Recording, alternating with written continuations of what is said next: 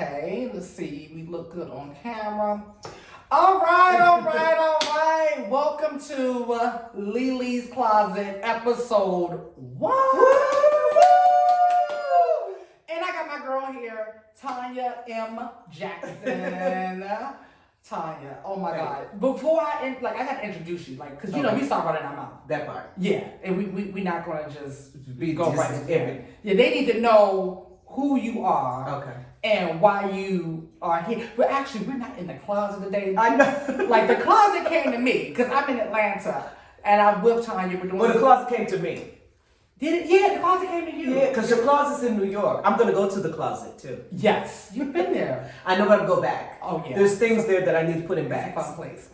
Okay, so my friend Tonia here is an actor extraordinaire. Okay, you have been in so many different things.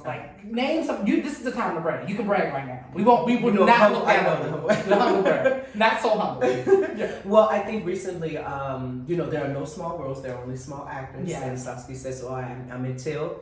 I have Outer Banks that'll be coming out. I've been on Black Lightning, Greenleaf.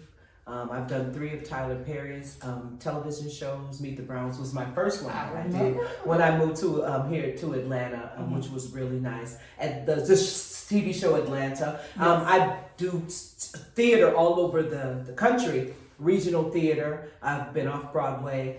Just to name a few. That's the only thing that I could think of right off my head. And I'm sure I'm forgetting something. Right. Black Lightning. And just a bunch of other stuff. Tales was one that I was just recently on. And those are the only things. I know I'm missing something. But if you go to IMDb. Oh, that'll tell all your team. That'll tell all the team. Google Tonia Jackson or my Instagram or my Facebook, and you can find all those things. And I would make sure I put all of your links in our links. Yes. And before I forget, my daughter, Alexis Simmons, wrote my solo piece, Running Dark, which we do our first reading of that on tomorrow, Tuesday and Wednesday, November 15th and 16th at Zuccotti Gallery here in Atlanta, Georgia. So I'm really excited about that. And that's the run through. So then, later on, it's a production. The stage reading is just for people to hear it, for us to get out there in the community and with an audience, just to see the things that we need to change, what works, what doesn't work, and then it goes through a lot of different variations of changes and different rewrites, and then we're hoping that in a year, that's what I'm praying for, that it'll be a production on its feet at a theater company. Okay, and you have something important coming up tonight. Oh, tonight I am a presenter at the Susie Bass Awards tonight, which is like the Atlanta Tony Awards, and I've been nominated for a lot of them. I don't even know how many, and I won one with Best Ensemble for Shaking the Mess Out of Misery with Horizon Theater Company. But tonight I get to put on something really nice. Isn't that always fun? Yeah, and go be a presenter, and that's always nice because I can just watch the entertainment and present and just have a good time with no pressure of whether or not I'm going to win one or not. I love it. The thing is, we talk a lot. A lot. I love our conversations. Yes. They're very intellectual. We have the best debates. Yes. I love a good debate partner. A good debate partner is when you can, because, Black people, we animated. Right? You can be animated, yes, but you're not angry. Right? You just getting your point across, but you're we're both dramatic. Yes. And it's beautiful because we learn a lot from each other. Yes. And what I want to say is I have just been loving your glow up over the last 10 years. Well, the last 5 years. You really I don't know who this lady is, but I love her. But it's just been a beautiful thing. So talk about that. What has been behind a lot of that? Well, and I'm talking about the inner. The inner, yes. Because when people say glow up, they want to go straight to the outside. Right. You already cute. So I'm just talking about the inner glow up. Well, I think that what happened was I had something traumatic to me that happened in my life. With a breakup, I was with somebody for a long time. That'll do it. And we thought we were gonna get married and all this kind of stuff. But during the pandemic, we realized, because we both worked a lot, and so we really didn't have a lot of time to spend all that much time together. But during the pandemic, we realized that we, sort of grew apart, or we just didn't have as much in common as we thought. Mm-hmm. And that was just one of the things. There were a lot of different internal things and things that I've been healing from my inner child and all of this kind of stuff that sort of came to a head. That was the thing that was like, okay, this is it. Because what I normally do is go from relationship to relationship. Mm-hmm. I was one of those people. Right. But I made a decision that I wasn't going to do that I was going to sit with my emotions, sit with my feelings, sit with who I am at this point in my life and heal, and also grow from all of the things that have been holding me back, because what was happening was the relationships would cover that up, and so I would never get totally to me. Mm-hmm. So I was forced, because the way that the dating scene is set up, was, it made me say, you know what, forget all that, let me just do me. So it was just more about doing internal work. I do a lot of journaling. I do a lot of meditation. I read a lot of manifestation books, the Bible. I pray a lot. And I make sure with some of the exercises, with some of the things that they ask us to do, I do all of those things. I put pen to paper. Oh, talk about how important that is. Like pen to paper versus like typing on the phone. Well, because that's two different things. It feels like, even with my auditions, like I'll take an audition and I'll rewrite the whole thing. It's something about the magic of putting pen to paper, because all of your thoughts are there, and it's right there. Like you can rip it up, you can lose it, but you can never, and you can't erase it, but it's there, and it does something. For me, it goes more into your subconscious. That's what I was going to say. I think that it's more of a subconscious thing, and when things are in your subconscious, even if it's not conscious to you, you begin to move in that way. Right. Like you begin to manifest and make things happen because of the magic of putting that pen to paper. It's scientifically proven. No, it's scientifically proven that it works. And so with doing that and being very intentional about gratitude, my gratitude journals when I'm feeling bad. And I work with kids. I'm also a teacher at Utopian Academy for the Arts. Yes. And so I teach acting. And also working with young people, it really helps me see myself as a young person. And it also keeps me in touch, and my finger on the pulse of what's going on. Yes. So that also helps me too, because if I'm working with young people, I feel like I'm charged to make sure that I'm okay, so that I'm giving them something real. If I'm coming from a broken place, I'm just acting as if I'm a mentor. I'm not really going from experience and giving them things to grow from. So I just decided to take the time to not only look at the good, but also look at my character defects. Because it's through those character defects that I learned to forgive myself, that I learned that I'm human and I can move from a real place, and I can forgive myself because I'm human. I'm going to make mistakes. To err is human, right? Like the saying goes. Yeah. And I think that when I accept the good and the bad about myself, it allows me to be a full woman, a whole woman, and I can move from that place, and a place that's more healing, more authentic, more gentle, and I beat myself up with a feather nowadays. All right, I love that. Like, what I'm hearing in a lot of the stuff that you were sharing, because you really gave the listeners, the viewers, a lot of tools to work with, right? But what I'm hearing and I'm resonating with the most is accountability. Yes. It started when you shared about the breakup, right? Yes. The way you shared it was shared from a place of accountability. It wasn't like, because we see a lot of gender wars online, and it's just like, it's just so annoying sometimes. It's just like, it's unhealthy. No, yes. Where's the accountability on both ends? Yes. Because that's the only thing that we have power over. Yes. Is us. That's the only person that we can change is us. Right. So you said you got out of that relationship, and instead of doing something the same, you was like, okay, I'm gonna do something different, and I'm gonna change it up. But what do I need to do different? I gotta look at me first and see what did I do. Wouldn't even say wrong. Because I don't even like that word right and wrong anymore. Like, I really Well, I just say it's different because I have to, when I talk about accountability, right, if the red flags are there on both sides. Both sides, yeah. So, I think that for me, if I know that I'm, for example, I'm not a person who likes to be in the kitchen, cooking. Yeah. A lot of food. Barefoot. I mean, you will survive. Yeah. Because I have two grown children. You're not a gatherer. Right. That's what I call it. It's called gathering. I gather food. And I had to, for my kids so that they would survive, right? And I could cook, a man a meal. But I'm not that type of person. So if I know that a man wants a woman who cooks, that's not me. Yeah. And so he's not wrong for being upset. What he is wrong is if I tell you, I'll gather you something. Yeah. But don't expect for me to be in that kitchen like that. Right. I'm telling you that And I also have to see if he's that type of brother and he's not able to be honest, maybe I should step off. Right. I know that being a busy actress and doing the thing, teaching, doing all the things I do, I don't have a lot of time. And so if I see he's somebody who needs time, I need to let him know I'm not going to be able to give that to you all the time. It may be vacation, we have to figure it out. Oh, but I like that though. Like, you know, my mentor told me when you enter a relationship, right? Because you know you be feeling all good, right? And you want to impress, right? And you be just like doing things that you wouldn't normally, right? Don't do that. Don't do that. Oh, you can say I'm gonna start. Like, I'm gonna be, but don't get religious with this, right? Because I may not be that person. I'm gonna be honest about who I am, and if I see that the other person may not be able to be honest, I may have to do the hard work and move away for them. Because I'm like, you like him, you vibe, because I'm a vibe, you know, you're gonna have a good time. Right. And you might say you like, but you're not going to change me. I have to change, and I can't change anyone. No. There are things that I know, okay, people say, you know, I am one of those who, I don't be in that kitchen like that all the time. Right. I don't do those. Like, you get a clean house, you'll get all of that. Right. You know, I'll listen to you, we'll communicate, we can have a great time. But I have to see, if we're not compatible, I need to be bold enough to say, even if I like them, we're not going to be compatible. Let me not try this, because that's not his fault either. No. If I see it, it's not right or wrong. It's just his. Right. I need to know who I am, because I'm not everything for everybody. No. And I'm just not. But you're a catch. But I'm a catch. Let's but be not for. I'm very clear about that. But I'm saying I'm not for everybody, and that's okay. When I was younger, it was like, what do you mean you don't? No, it's nothing wrong with me.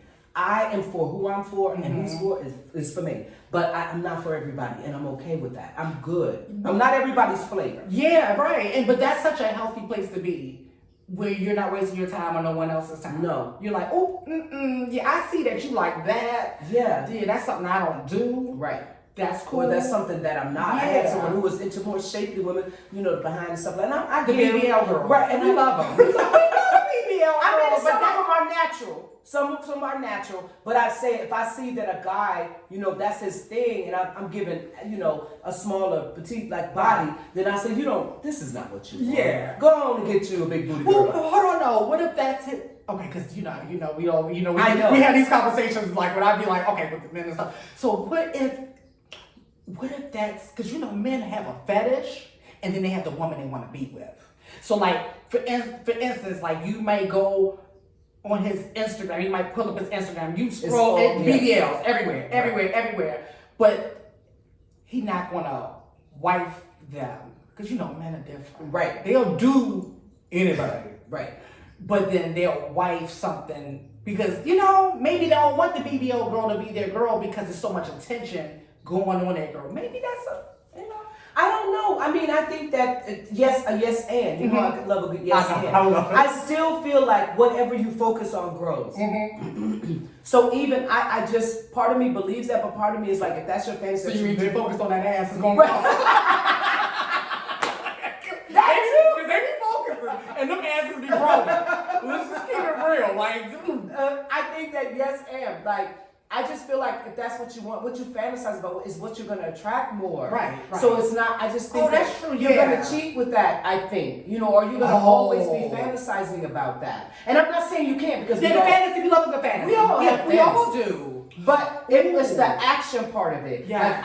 Like I just think that if that's more of your, let me just say this. I believe people should go for what they want. And I think they shouldn't let society judge them. I think sometimes people might like that, but they're afraid of what society might say, so they pretend like they don't. You need to go with what you really like. That's true. Because if you're not going to be happy if you settle. Yeah, and you're going to cheat. You're going to end up cheating, and cheating isn't always a physical act. Because that emotional cheating is emotional cheating. Yeah. Because you can also leave somebody emotionally. Before I broke up with anybody that I was with, I left them emotionally probably a year before the relationship ended physically. Yeah. So that's what I feel. I'm at the point in my life, go for what you really want. Forget what society says. It's whatever you like, because that's what you're going to be happy. If you want somebody who don't never put no clothes on and be having on a bonnet, then you go with that girl. The bonnet girls are available. Yeah, go to whoever you want, but don't pretend like you want something that you don't want. You're not going to be happy. Yeah. It's called settling. And I think that's a lot of times why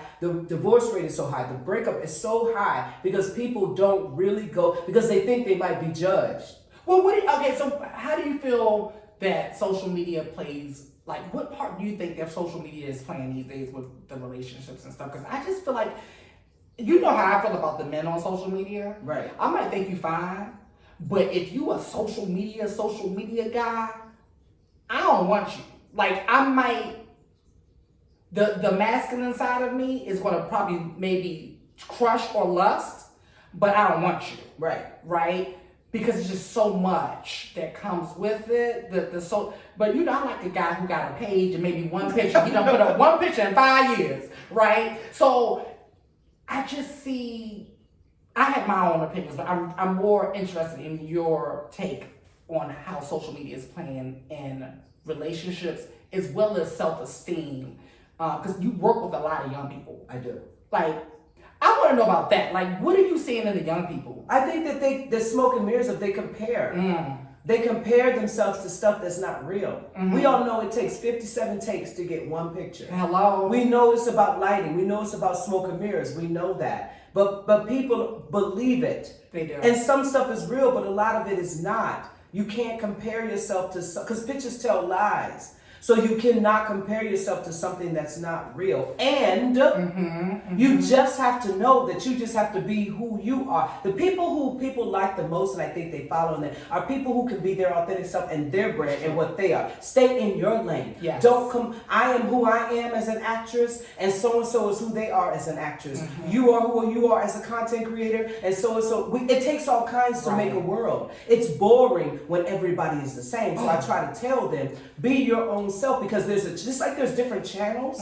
that we can turn to, there's different platforms that we can go to. That's so don't true. compare yourself to other people. And it's a facade. You can't take it as seriously as people take it. I don't take it as seriously as people take it, because a lot of it is not the truth. Because you're comparing your insides to other people's outsides. To other people's outsides. And that's absolutely ridiculous. And again, we need variety as the spice of life. So I look at what I bring is what I bring, what you bring is what you bring, and it's both. Everybody's pretty in their own way. Right. I think with us, you and I, because of the industry we're in, it's a lot of rejection.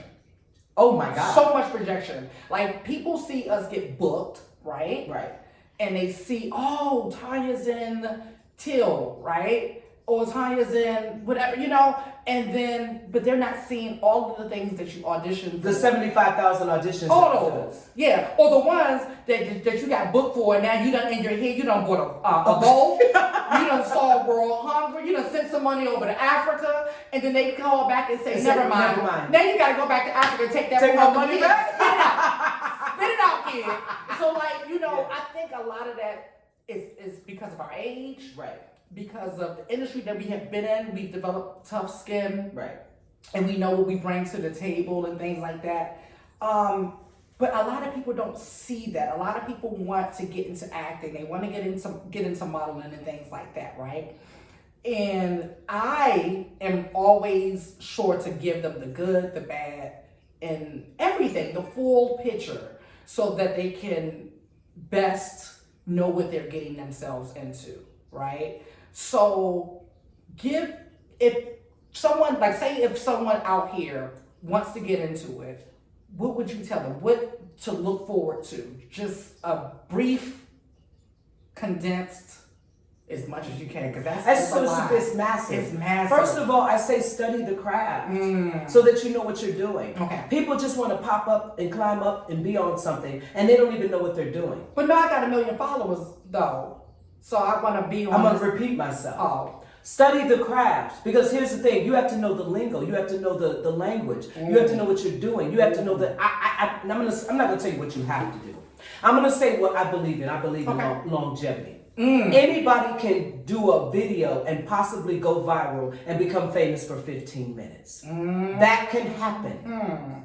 You can do reality, you can do whatever you want. But if you want longevity, I think you have to be grounded in the craft of it. What am I doing? Right. What does regional theater mean? Yeah. What does a Q mean? What does under 5? What is a series regular? What you need to know what that is. What is even standby?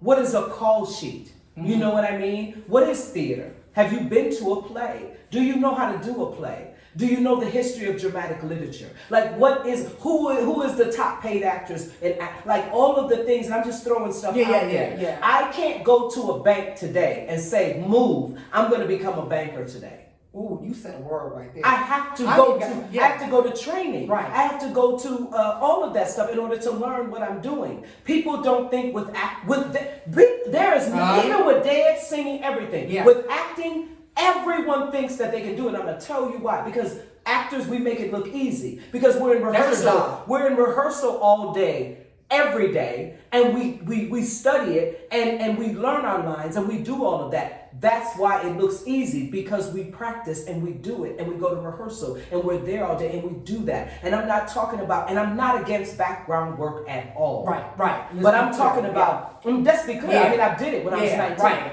But I'm saying, if we're talking about if you want to be a principal, speaking roles, all of that, that's different.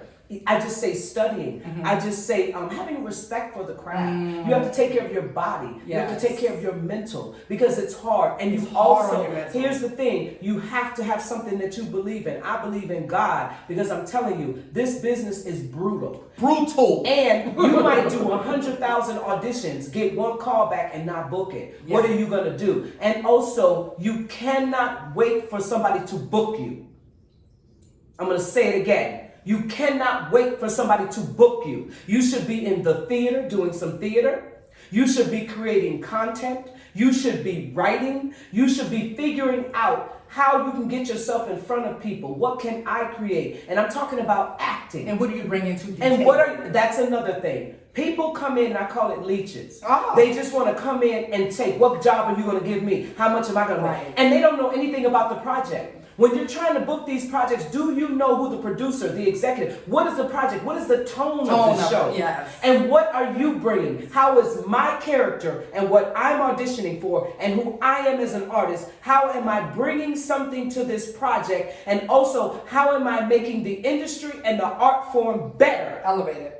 How am I elevating? Mm-hmm. Am I just coming because I'm a fan and I want to take pictures with the star and say that I'm booked and blessed, and I want to go on social media and tell everybody what I'm doing? Right. It's a lot of that. Because we're in a narcissistic age right now. Right. Yeah. Or am I am a part of a project. I am an artist, and the project is about, let's just say if it's about Harriet Tubman. How am I playing a cotton picking slave or whatever I'm in, politically? Like, what is my reasoning for wanting to do this? And how am I pushing that narrative forward? In the scheme, the whole thing, my part. I look at it as like a car. Like, you see a beautiful Ferrari going down the street, right? In that Ferrari, you have so many little parts that play into that vision of you seeing that Ferrari going down the street. You gotta have the wheels, the steering wheel, the engine, the train, and all the other little parts, because I don't know nothing about cars. Right. But those parts are there. Yes. Right? So it's the same thing. It's the same exact thing. What do you bring? And the left wheel don't think it's the whole car. Right. So if you come in as a left wheel thinking you a whole car, you're gonna throw the whole thing off. Right. You know? And I call those fans. Are you a fan or are you an actor? Right. I mean, I work with some wonderful people, and I have and I do respect a lot of people's work. But when I'm working, I'm not a fan. Yeah. I'm a peer. Oh, you don't play? No, you've seen me. I don't play. You don't play. When I'm on set and when I'm there to do a job, I'm not there to take a selfie. I'm not there to just say, "Ooh, girl, look who's on set." I'm there to do a job, to do my lines and to do the character, to make that lead character, that's their story, it ain't mine. Right. I'm a part of it to make their story pop, to move the story along. That's what I'm there for. And I'm an artist, past the flesh to the bone. I'm not in this for that, because I started off making hardly any money at all. Can we talk about that part? You don't make no money in the beginning. Listen, nobody but even guarantee you that you'll ever make money. Right. Let's be clear about that. Unless you are born, nepotism, which I don't mind nepotism. I really don't. I mean, people go probably say, "Oh, I hate that she said that." But this is a hard industry. And you have to know people and you have to network. It's about knowing people, it's about networking. You cannot do it by yourself. You know what I'm saying? So it's just about that. I just feel like, it's just how do I move this thing forward? But that goes back to what I'm always thinking when someone comes to me and say that they want to break into this industry, and how do I do it or whatever. The first thing I think of is, what is your why? Right. Because, baby, I will tell you from my standpoint, what has kept me through the hard times of the rejection and the down times and stuff that comes that people don't see, that we don't post proudly on social media, because don't nobody want to see that. They want to see the illusion of like, oh, it's just glamorous all the time. We're just getting dressed in nice clothes and taking cute pictures. So when it's not that, right, and it's difficult, it's the love. Yeah. It is the love that keeps me there, because I love what I do, and I know you love what you do. And it's love, and then your why.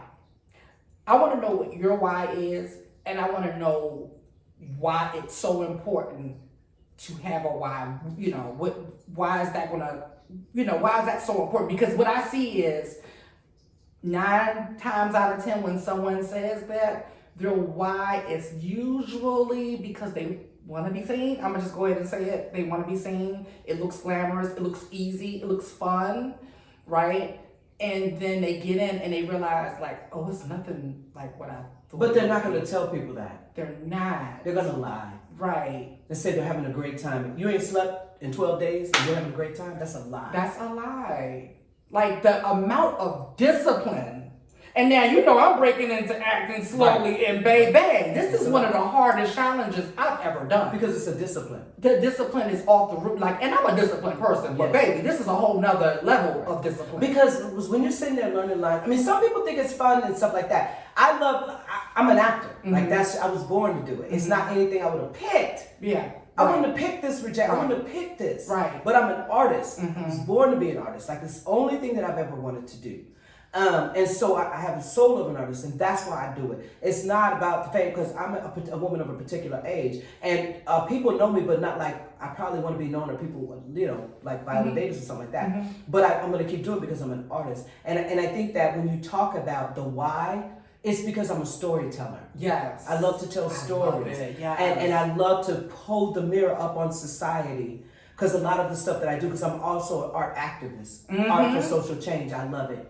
So holding up the mirror to society and making society look at themselves through stories, film, television, clips, videos, theater, theater, baby. That's just what it is. And I think, just like politicians or anything that you are, that's what I do it for. I love it. You do? I love it. There's nothing. I remember I had at the conservatory, I went to the Goodman School of Drama, and I remember an acting teacher said every single day, it was one of our assignments on Sunday, get the Sunday paper and go through that Sunday paper. And if there's anything in that paper and the one ads that you want to do, go do that.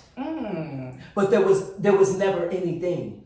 Because he was like, that will be easier than this. Because I always think that secretly, but I don't want to be negative. No, I'd be like, don't you want to be an engineer? No, because only 10% of us work. Yes. And I'm grateful that I'm in the 10%. I'm grateful that I'm in the 10%. Yeah, only 10% of SAG Actors Equity, and I'm all the unions, right? I just think that only a certain amount, because it's really difficult. It's so very competitive. Yeah. And here's the thing. The competition isn't always about your talent or how you look. It could be too tall, too short. The producer wanted their best friend. Somebody, they promised somebody a role. You just don't know. And so you can't even worry about it. What God has for you is for you. Jeremiah 29:11, which is my favorite verse in the Bible, And I just think that I always, God says, I know what I have for you. Like, what I have for you, you are going to get. And I'm paraphrasing. Right. But I'm saying that's what Jeremiah 29:11. What I'm going to give you, you're going to get. And the gift makes room. That's another one. The gift makes room for everyone. It does. And I know that my gift has made room for me so many times. And that helps me not give up, because what else am I going to do? I still look in that paper. Right. I still look at the one-ets, and there's nothing in there. I mean, I teach kids, but I teach them acting. Yeah, so I'm not outside. I'm still putting artists out in the world, because I want them to go out there. And you love that. You love watching, because I did the summer camp with you with the kids. Yes. And that was like during the summer, and just that small amount of time made an impact on me, because I built relationships with the kids. Yeah, they love you. And I follow them and I watch them grow in their craft, and it's just like, oh my God, I played a little piece of that. Like, I'm a part of that. So it's like, it feels good to put something out to. Oh, we got phones ringing. We got phones ringing. It's all right. It's live. So it is what it is. I'm sorry. It is what it is. up. Listen, this is This is real live life, and it's this real. is I love that. Yeah, I love it too. Like because that, my phone hasn't rang in hours or days, probably. Mine is on. Okay. It's right here. You Yeah. know? So, but that's what I just love that we both know that it's about reaching out yes, to the younger generation, yes, right? Instilling in them the things that we learn, but we also learn from them. We also learn from them. I learn from kids all the time. Oh, right, wow. because I look, I know that I can't keep my finger on the pulse and I can't but know what's going on. And I have grandchildren too. I mean, they little, but I want to make sure, I need to know what's happening in order to be able to stay connected with young people. Yes. And to pass the baton on to them. And you really, like the youth, because they tell you the truth. Yes, they do. You find out everything that we've done right and wrong if you look at the children. Mm-hmm. The children will tell you. And I mean, sometimes, children be a lot. Yeah. Okay? Yeah, there are a lot of things. There be a lot of things. Yes. But I'm always around young people because they keep me young. They keep me vibrant. They keep me honest. They keep me present. Yeah. And I just love working with young people. Wow. And and I like directing young people. It keeps people. you youthful. It keeps me youthful, and I love directing young people a lot. But I love my grown people. But see, young people, I love when I look in their eyes, particularly youth at risk, when I can change them, and like art saved my life, and theater saved my life literally. Yes. And so I like to pass that on to young people because I remember being, at Central High School, Neapolitan players, Jan Mandel, having those in the Twin Cities, being able to work as an actor. A lot of my friends for a little while, went different directions, right? But I was able to have that. And that was the thing, the theater, the arts is what really saved my life. Because everybody is not just, sitting in a classroom and, I didn't know what was wrong with me. But once I found the black box and once I started working in theater, I was like, oh, I'm an actor. Right. This is what I am. So I like to work with young people because sometimes that's what they are. They can't figure out, why am I so strange? That was me. What's going on with me? It's just nothing. You're an artist. Yeah, and it took me 30 years to figure that out. Yeah. Because I've always been an artist. And once it clicked, I was like, that's why traditional school it just didn't click with me. But I'm a nerd too. Right. I love learning, but the traditional setting just wasn't fit. You probably should have been at an art school. I should have been at an art school. You should have been at a performing arts high school. Well, you know what's so funny? I used to skip school. To go to the performing arts school? To go to the performing arts because that's where you were supposed to be. Yeah. It wasn't that you didn't like school. It was that you were supposed to be around other artists. Yes, and that's what I figured out.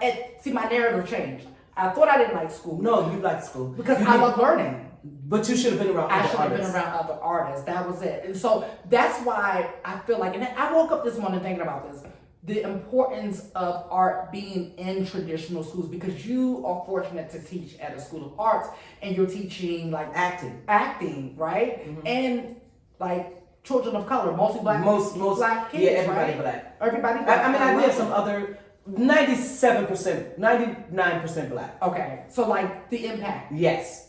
Young black children. Oh, that's a whole nother level when I look at brown babies. Sometimes I feel like auntie. And I can talk to them in a different way. Yeah. That they get it. They get it. And I can just look at right. And they already know. The auntie look, right? Yes. So I am just concerned about the art programs, that we're losing a lot of art programs. We are. Can we talk about that? Because you know more, your fingers on the pulse, and just, I think people don't understand how important it is that we have chorus and acting and dance and just, these creative outlets. Because I hear people think that their children are bad or whatever. I'm like, no, your child's just bored. You're bored out of their brain. Right. Matter. Because I know, now that I know, this brain, the age I am today. A particular age. That age. That brain knows that, like, oh wow, I can verbalize that to them, like, yeah, I see what's going on. I see myself in your child, and I get it. Yeah, I want us to talk about that. Just kind of give, like. Well, my heart is broken because they started doing that like about 10 years ago. Taking art, maybe longer. It was longer because you remember VH1 used to do Save the Music? Yeah, so I just think that, people didn't or don't realize that the people with the power who can, make the money trickle down and put all those programs back, because we had them before. I remember being an artist in resident and doing all that. I think that people don't think that it's important. And it happened with a particular party, and that's what I'm saying. We're not going to get into politics. We're not going to do that. But what happened with a particular party got in, they start snatching all the funding because they didn't think that it was important They didn't think that it was important. Like it's just about academics and this. We shouldn't even. Who cares about that? But I think that if you look at it, I think if we put that back, I think we'll have more engagement. I think that the kids will be less bored. I think that you'll get more art educators wanting to teach it and coming back. Not just people who are like, I didn't make it, so let me just go teach. No, people who actually want to be in there and who are in the industry like I am teaching, because I'm rare. There's not a lot of us that are in the industry that's doing it. It's like you got to pick one thing or another. I'll be burning candles at both ends. But I think it's extremely important. And I just don't understand because here's the thing. During the pandemic, the artists people were watching all the Netflix and everything else. Right. That's, if you were creating content or whatever, listening to music, you know what I'm saying? Reading a book, all of those things. If you take away television, take away theater, and what world will we have?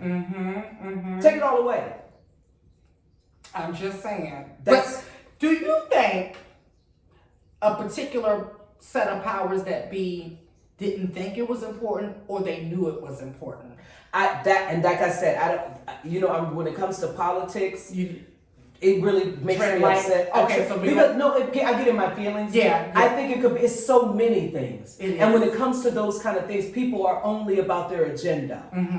So I don't know. It could be all of those, but it's whatever the party says, and whatever the agenda is.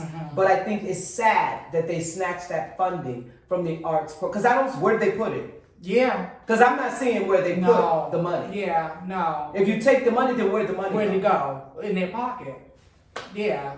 I mean, wow. That's just, it's really sad when I'm thinking about that, because I just see the kids and stuff that just are lost and not having any type of outlet. In the school. In the school. And that's where they spend a lot of the time at. Yep. Yeah. So what are some of your goals, personally and professionally? Well, personally, it's just always about, continuing to be the best version of myself and showing up as that person every day. Right. I'm about the culture. I'm not anti anything, but I am pro. Yeah. And so I think for me as a Black woman and how I move through the world and how I move through space, it's very important that I'm really careful about how I move through space so that I can be an example of what that looks like. I've been through a lot in my life. And I've survived. I'm not a victim. Right. I'm a survivor. And so I think that I need to show what that looks like. No matter what, I feel like I'm a phoenix who's risen from the ashes. And so I need to show what that looks like. You don't have to be your environment. You don't have to be your circumstances. You don't have to be anything. You can make yourself whatever you want. If you stay the course, if you do the work. So I'm going to continue to show up for my community, for young people, for my children, for my grandchildren, to be the best woman, the best Black woman that I can for our community. Right. I'm community driven. You are. So when I walk through the space, that there's a certain pride that you have when you see me. I don't want to embarrass the elders. I don't want to embarrass the ancestors. I don't want to embarrass my family. I don't want to embarrass my grandchildren. Or my children. I want to make sure that as I hold my head up high, as I navigate this thing called life, that they can sit back and say that, yes, yes. And if she can do that, I can do that. And as far as for my career, I want a book. I want serious revenue. Listen, we film know you're roles, watching. Broadway, all the things. Because I work really hard. You do. And my solo, I wanted to take off. I want my own studio. I don't want to just always teach at the school. I do coach. I'm an acting coach as well. But I want to be able to, and in my space I do it. But I want to have my own building someday. I'm an actor. I'm not going to sit up and lie and say, oh, I don't want to be booked and blessed. Yeah. I want to book all the things. Yeah, because what's her name? Betty White. I'm longevity. I want to be Cicely. I want to be Betty. I want to go, when y'all throw the dirt or put your little dress on or whatever you're going to put when you come to my thing, that I passed away probably on somebody's phone or with a script. Right. Yeah, that is so funny. I love everything you bring to the table, to the industry, to my life as my friend, I love you so much. just to other young ladies, because people are watching you, whether they push the like button or not, they're watching, and your content is not empty. It's beautiful, but it's not empty. It's not, oh, look at me, I'm cute. Oh, look at how, it's more of a message. But we also know that you gotta like present in that cute package. Because I love. We love all. I love a cute outfit. Now I'm not gonna sit up and lie. I like to look nice. I like to dress. I like to do. There's nothing wrong with that. But there's substance. It's substance. It's not shallow because I like to. Because here's the thing. They think, us as black people, we raggedy or we this or that. Yeah. Not everybody. Mm-hmm. But I want to show up like, no, we put clothes, we dress up. Itazaki has a play called Spell Number 7. And one of the monologues is called We Dress Up. Mm. And it talked about how when we go to the Luther Vandross concert, God rest his soul, and when we dress up. But we like to put on clothes. And I'm really about that. Aesthetically, like what does that look like when we show up? I'm a woman of a particular age, right? And so I want to make sure I'm not going down with the ship. Like, it doesn't matter. I don't care who not dressed up. I don't care. I like it for me. For me. And that's what I like to do. So it's not from a shallow place. It's from a real place. I love beautiful material. Yes. That's just what it is. And but I'm putting that out. People like you, thank you so much, who was there for me when I was going through all my stuff and helped me to say, that's it. You're gonna be whatever. And because I had a problem with people pleasing and like, oh, people aren't gonna like me if they see the real me. But you were like, okay, well, they don't like you now. So So give them a reason not to like you. Okay? If you want a reason not to like me, I'm gonna help you out. And so you helped me, and Margot and Naomi and other people in my life, Village. my aunts, my mother, everybody. I think about like the people who have stood by me and like go be that. And so I'm really thankful for all of those things as I've gone through my journey. That I got some riders, man. Right. People who really rock with me. And here's the thing. I know that there's a thing where if there's that one, you have 100,000 people who like you. That one person, you be like, why doesn't this person? Another thing that I've learned is that I don't even lean into those people. No. And it was this year ago, really, that I was buying into it, but I totally. It's different when your mind knows it and my heart. My whole being was like, the people who love me and rock with me, I lean into those people. That's where I put my energy. For the people who don't, there's nothing that I can do. Yeah. Because here's the thing, I don't bother nobody. Right. If you notice, I don't bother nobody. Exactly. So if you don't mess with me, I don't bother people. Right. I'm in the work most of the time. My mother lives with me. I come in I'm quiet. I close the door. I don't talk. Right. Unless I'm talking to my people. So if you don't like me, I don't know what to tell you. I don't know. Because I didn't do anything. I didn't bother you. Your feelings are not my responsibility. Yeah. But like what you just said is similar to how I think and how I view it as well, because I think we've all been there, or some people may be there today, and that is okay. Like, we're all on a journey. There is no destination, so do not beat yourself up. Right. But when I was there, when, like you said, you can get 1,000 great compliments or whatever, and then that one person, and then you put your energy there. And so what I had to learn is exactly what you said. I had to remind myself that I am loved. Yes. I am genuinely loved. I have a great family. I have great friends. I have a great support system. And then when I looked at that, I said, well, hold up. Those are people that need my love back. Right? So if I'm taking my energy and giving them that love back that they give to me, there's nothing left for haters. It ain't nothing left. Well, and I hate that word. I don't like the word. Yeah, I hate that word. It's not. I don't even know what to call them. I don't even have a name for them. Yeah, we don't need to. But I don't use that word. So excuse me. I don't call people ugly, and I don't use the word hater. I just don't like that. Yeah. You know what I mean? But what I will say is that some people.